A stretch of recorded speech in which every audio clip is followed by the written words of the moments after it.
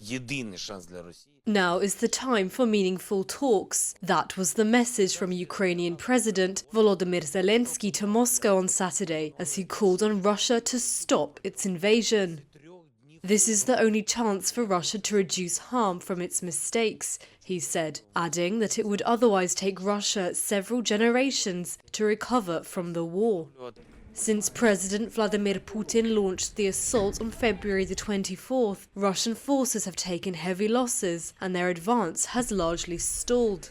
But they have laid siege to cities, blasting urban areas to rubble, and in recent days have intensified missile attacks on scattered targets in western Ukraine, away from the main battlefields in the north and east of the country. The port city of Mariupol has been hit particularly hard. Officials there say fighting has reached the city centre and heavy shelling has prevented humanitarian aid from getting in.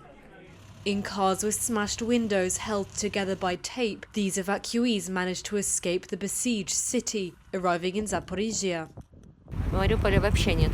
There is no Mariupol, this lady says, adding that she had sat in a cellar for 10 days with no water or electricity. Our homes are destroyed. Bombs landed in the yards, and in every flat, the windows were blown out. So we took our parrot, the dog, and together with the whole family, we got in the car and drove. There were lots of people dying on the streets. Dead bodies were lying on the streets.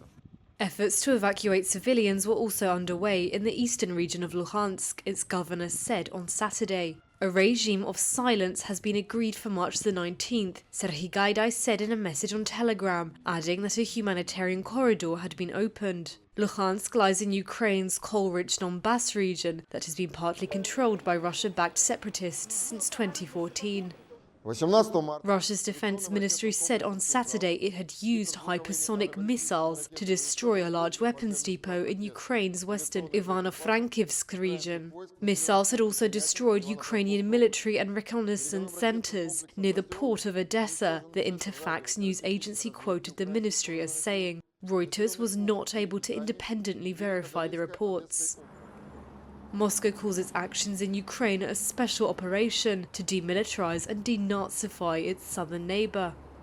Kyiv and Moscow reported some progress in talks this week towards a political formula that would guarantee Ukraine's security while keeping it outside NATO, one of Russia's main demands.